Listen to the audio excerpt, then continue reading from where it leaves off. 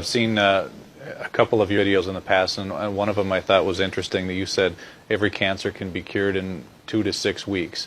Can you talk a little bit more about that, and what are some of the ways that that's possible? In my experience, every cancer can be cured in 2 to 16 weeks.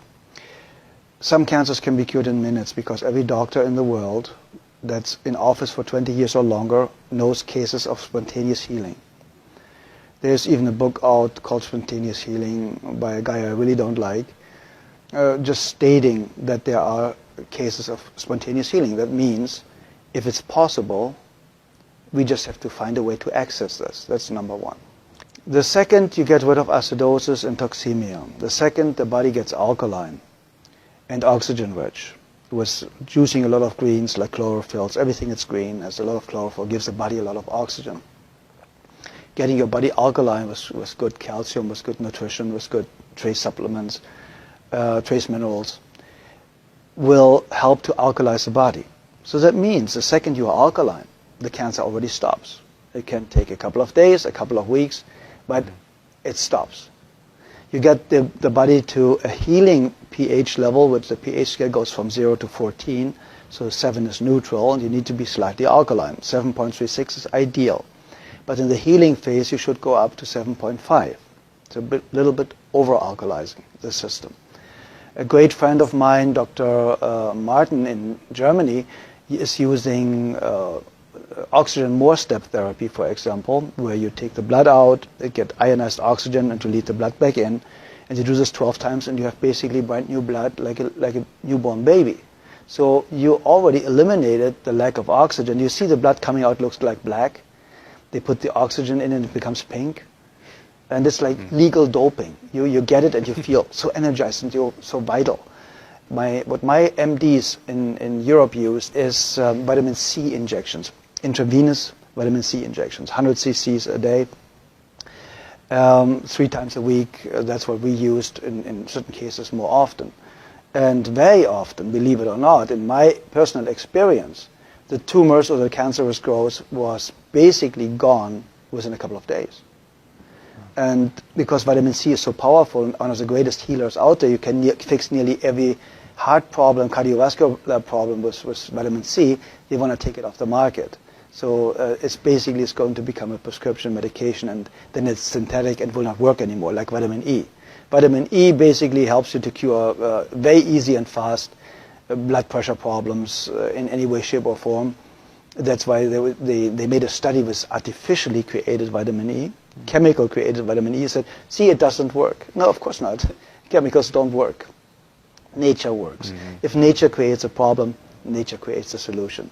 Very simple and easy. If it didn't exist 100 years ago, you don't need it today. It's very, very simple. When you want to help somebody to educate themselves, to eliminate his or her own cancer really, really fast, I would basically start instantly with a vegan diet or with a raw food diet. My friend Paul Nissan is one of the greatest raw food chefs. He has fantastic books out there about raw food, so it's accessible for a couple of bucks how to do it. He has free videos all over his website. And I would go instantly on a raw food diet. I would go make sure, if I don't have a very rare kidney disease, to drink a gallon of water a day with half a teaspoon of sea salt in it a day, because we need salt for every body function. We need electricity. And this electricity can only be produced with enough salt, basically. So if you have a lack of salt, you have a blood pressure problem. See, and we're not supposed to have salt, though, too, especially if we have high blood pressure. That's what we're told. Okay, it's the opposite. The problem is they are talking about table salt. Very often, table salt is 1/3 glass, 1/3 sand, and 1/3 salt. So the glass or the sand is scratching the arteries, and they start to bleed. So now cholesterol goes there to stop it from, to make you survive, to stop it from bleeding, so that you don't bleed to death internally. So now they say the cholesterol all of a sudden is the cause of the high blood pressure because it narrows the bloodways. And that's completely absurd, because you die of not enough cholesterol. You do not die of too much. There are people with a cholesterol of 600, perfectly healthy, never been sick in their lifetime. So what do you do with a patient in a burn unit? You give them 20 to 25 hard-boiled eggs a day, because they know only cholesterol can rebuild brand new healthy cells really, really fast. Nearly 87% of a cell is built from cholesterol. So where does the new cell potential or foundation come from if you have a lack of cholesterol?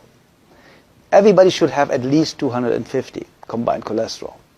And then they tell you LDL and HDL are good and bad cholesterols. It's not even cholesterol. It's a protein that transports cholesterol. So they are too stupid to even narrow it down the right way. So if you look at the facts and if you look what they know and what they don't know, you know that Dr. Gary Null stated it, and a lot of other people. The medical profession, the medical doctor statistically has the shortest lifespan of 56 years of age, the highest abuse rate of alcohol and drugs, the highest suicide rate, only the psychiatrist is higher. And so you go to somebody that has the lowest lifespan, highest suicide rate, highest drug abuse rate, to ask them how to have a healthy, happy, long life. Yeah.